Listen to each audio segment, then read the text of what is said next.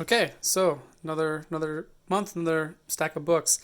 This is everything that was sent to me for the month of February 2021. That's correct. It was actually those months where I got the box. It was a bigger one. I couldn't. I was like, what's in here? Because as I mentioned in the last video, I'm like, this should be a really slow month. There shouldn't be a lot of books. Like other than the X-Men stuff, I shouldn't be getting a lot of things. I forgot. I made a couple of asks. So the first ask, they've been doing some Funko Pops for The Simpsons. So I got the Duff Man Funko Pop because I love Duff Man. I think they'd be pretty good. And what I like about this Funko Pop is some of these might be hard to see here, but like I was thinking the Itchy and Scratchy, but like those black eyes on the Itchy, like it just looks weird for some of these characters. Like I don't know, I don't like it. So he's got the sunglasses. So yeah, it works. I like it. So I'll put that on my shelf. So yeah, first up, second issue of the Teenage Mutant Ninja Turtles, Last Ronin. Loving this series. The first issue was good. I think you actually figured out who the Last Ronin was, so I'm not going to spoil it here or anything. But yeah, the red band shouldn't give you any hints either, too. It's a nice throwback to when they all wore red. It's a nice big issue. The only thing I dislike is it's too wide to fit in like a normal comic book box. It's like wider than a normal comic, so first world problems. But I don't know how many issues are in this series, but I'll definitely pick up the whole thing as like a trade to put on the wall. This is a trade worthy series. I'm only read the first issue. So all the X-Men stuff first.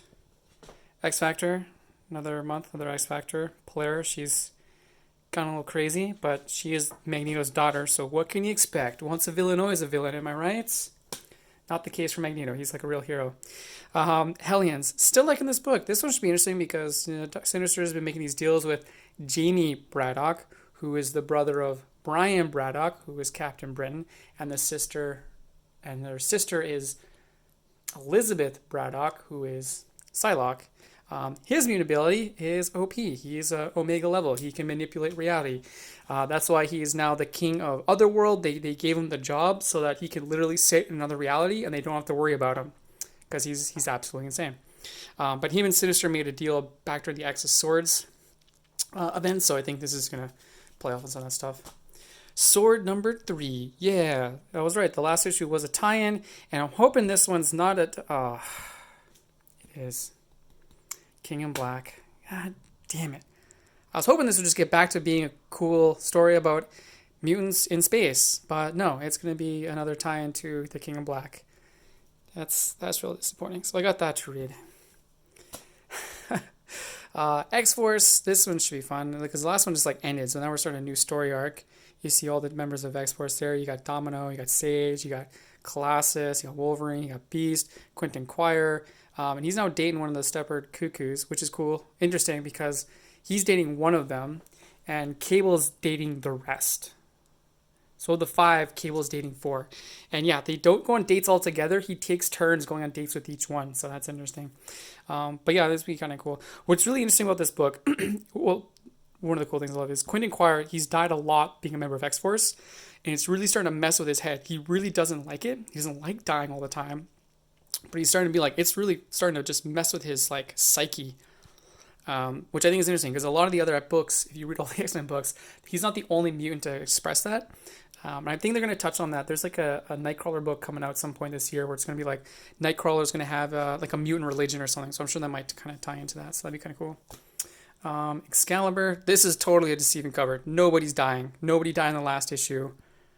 But I think they're just on the quiet. This is the Quiet Council. So because those are all council members, and that's Krakoa, and there's David, his interpreter, so maybe they're just answering for something. I think they're probably answering for something they did. They do a lot of stuff on their own. Maybe they'll kill Gambit. Marauders, this is one of my favorite X-Men books. Emma Frost is setting up a Hellfire ball. She's inviting everyone to this super fancy party. So, no joke, half the Marauders right now, in terms of the issue, is like the team going on adventures and like saving mutants, and the other half is literally Emma Frost throwing the ultimate mutant party. She's out finding who are the best mutant cooks, who are the best mutant clothing designers, who are the best mutant party planners, and just building this giant, the most extravagant party they've ever seen on Krakoa or a mutant kingdom kind ever. So kind of interesting. New issue Cable team with Domino. They used to be a thing back when when Cable first appeared in comics in like the 90s. It was a will they won't they, and then they got together. So everyone's like, whoa, will they won't they? But he's like a kid. He's like 16, 17, and she's definitely in her 30s. I'm gonna say I don't know. There's another Wolverine. This guy's name Maverick. I couldn't remember his name last time. Read the issue and they revealed he's Maverick. He's a member of Team X, as I knew. His mutant ability, he absorbs kinetic energy but doesn't do anything with it. So if he gets hit with something, he doesn't really feel it, doesn't really affect him.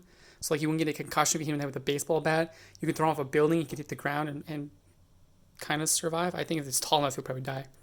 But yeah, Wolverine is at the auction where you saw his hand. It was like, is that my hand? And the top thing they were selling was him. He had been mind wiped. Like you can basically take this guy, do whatever you want. He's a mutant. He can get a Cocoa if you want, and he'll just start killing mutants if that's what you want. So that'd be kind of cool. New Mutants, this book's, it's okay. I still dig it. I really like the art. Still, this Even Rice is really cool. But, I don't know, it's a nice approach. It's not like big superhero stories. Like, they're not going on doing superhero stuff. They're more just training and focusing on all these young mutants. So it does give you a lot of exposure to mutants you just don't see, but there's so many. So, but they used to have, like, some stories would be them doing that, and then other stories them in space, doing space stuff, but that stuff's dropped off, which is a shame. I really like that stuff. And this is the X-Men book I've been waiting for. Not just of all the X-Men, but of this title, X-Men in particular. Way back in like issue 5 or 6, they rediscovered the Vault, the place where Phantom X grew up and lived, which is basically like a pocket city, pocket world. And it's sense of time is like exponential. So like a year goes by every day in the real world. It's probably actually much more than that. So the X-Men find it and like, oh, we gotta go see what's inside. So they send a team of Darwin, who basically evolves to combat any situation he's in. He basically lives forever. X-23, Wolverine, and Sync. His ability Sync. He syncs with people and he gains their abilities temporarily around him. Kind of like Rogue, but not that like he doesn't store them or steal them, right? So he just be around them and he can gain part of their abilities. So that's a pretty strong team to send into a place that who knows. So this should be good. This is like the good kind of Hitman, just like crazy future kind of stuff. And that's all the X-Men stuff. Pretty light for X-Men. Scumbag still coming out. I don't know who the artist is in this one. That's one of the things I like about this book is sometimes I'm like, I don't even know who this artist is, but the first time I'll be able to see their work. I'm still in this book. I'm pretty sure this is not going to be an ongoing at this point.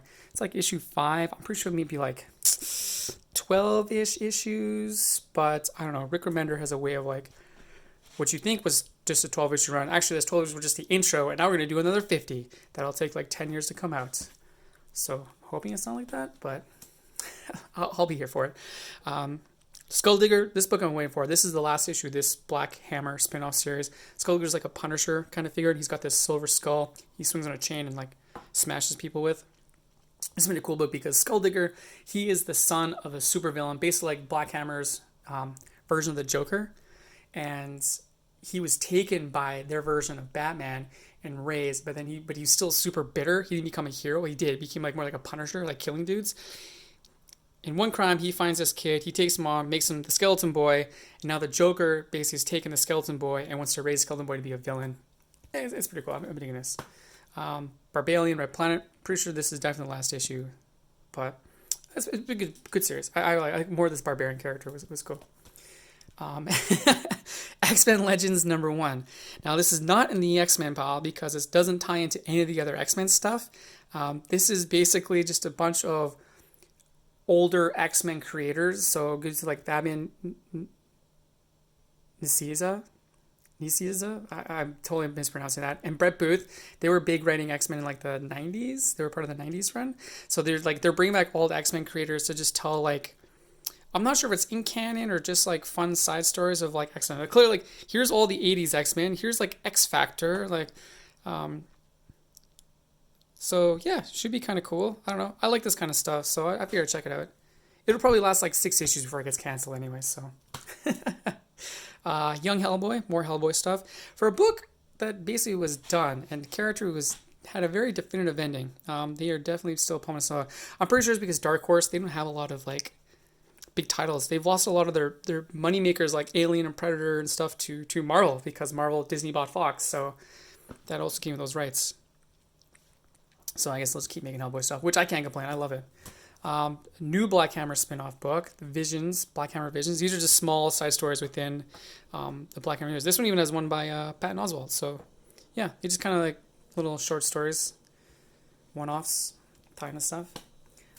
Eternals, man, if this is what the movie's gonna be like this kind of version of Eternals, I'm all in. I was already gonna obviously watch Eternals, but this has been a really cool like interpretation.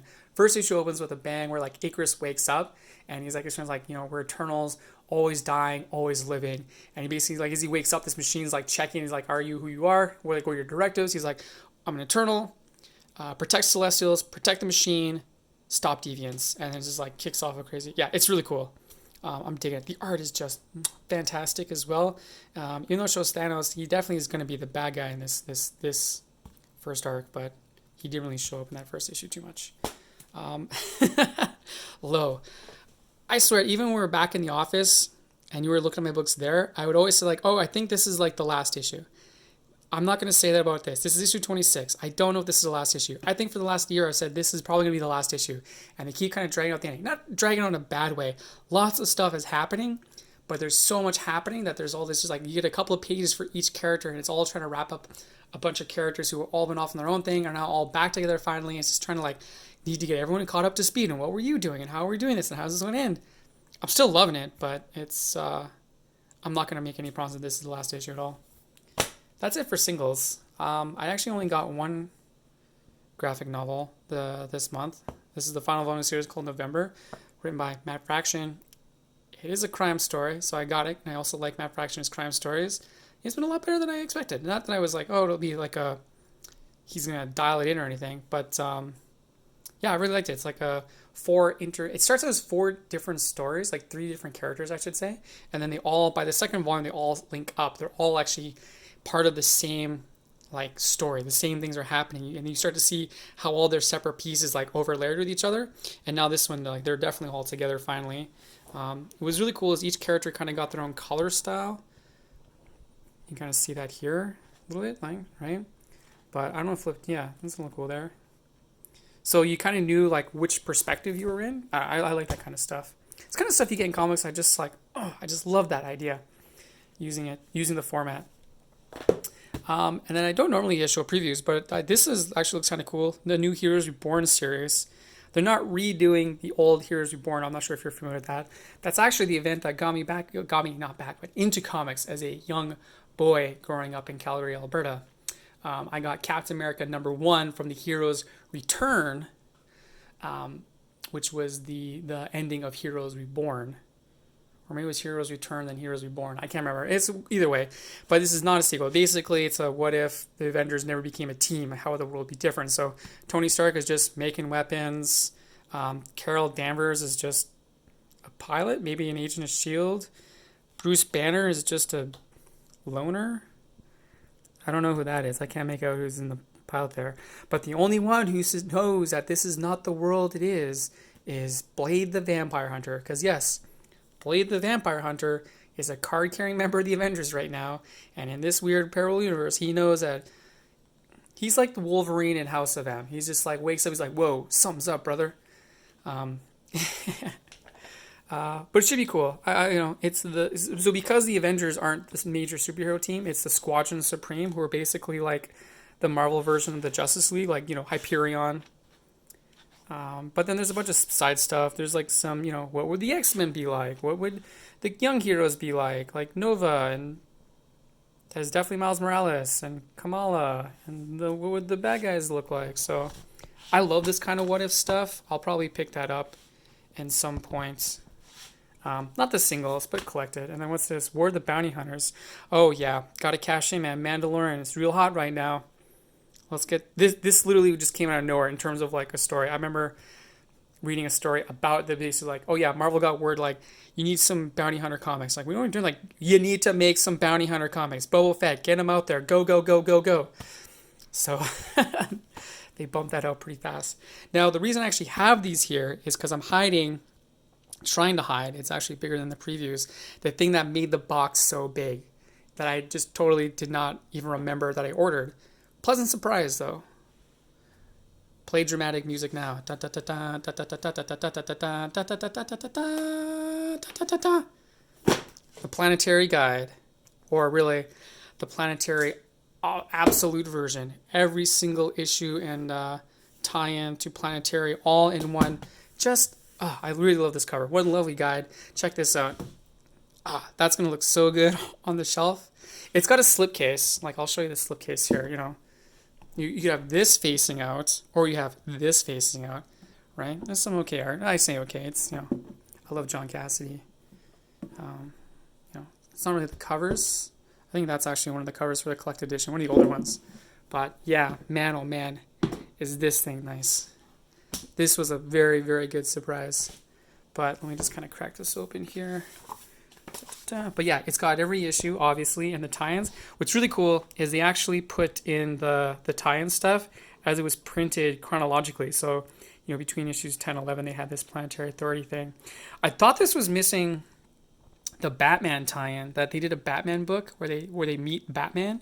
And I was just like, what? That's like the best tie-in, but actually it's here. I didn't read down far enough. I was just like checking. I was like, what? Because I thought all these would be like in the back. You know, they'd have the whole series in the back, like, oh, here's all the tie-in stuff, right? Because I was like, oh yeah, you got the JLA stuff. Okay, that's actually the only book I don't have, issue I don't have of it all. But yeah, no, they definitely have the Batman stuff, which is great. I'm actually gonna flip open. Oh yeah, it's a little heavy, but that's just like, man. If it was possible, I'm sure there's this original art's out there somewhere. This is probably stupid, ridiculous, expensive, but this is just like the coolest tie-in to like arguably one of the best just comic books of the 20th century. Like Jakarta and Batman fighting. Oh man, I'm just like giggling. It's so good.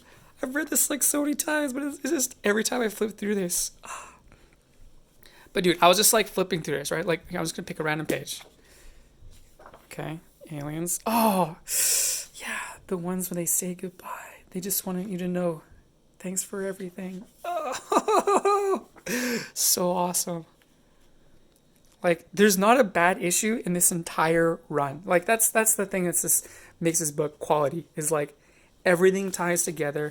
It's like, I try to tell people this is a comic book for comic book people. Because there's so many, like, tipping of the hats to, you know, obviously the Fantastic Four, to Constantine, to not just Constantine, but English superheroes of the 80s, to like Sherlock Holmes and Dracula, to Paul Pieros, to just every little thing. Oh man, just like they killed a planet to store their stuff. So good. But yeah, so that was my pleasant surprise. I did finish reading All-Star Superman again. I did not finish in one night. I got to like the Zabaro issue and realized I was running out of time of the day. So I finished off the second night, which again, man, oh man. That's such a good book. I'd highly recommend getting the absolute version of that just because of the size. Like, reason it was I wasn't like rushing through it. I was just like taking it in. I think that like this I'm gonna be taking this in because it's just so big, and you can just like, yeah. See that like the B-movie sci-fi story. Like the one and done. Oh man, where's the one with the cop? I think that was right before this. Da, da, da. Is it? Maybe. Yeah. Yeah. The ghost cop. Oh, yeah. Yeah. Oh, so good. But yeah, this is one that's like, take my time reading this.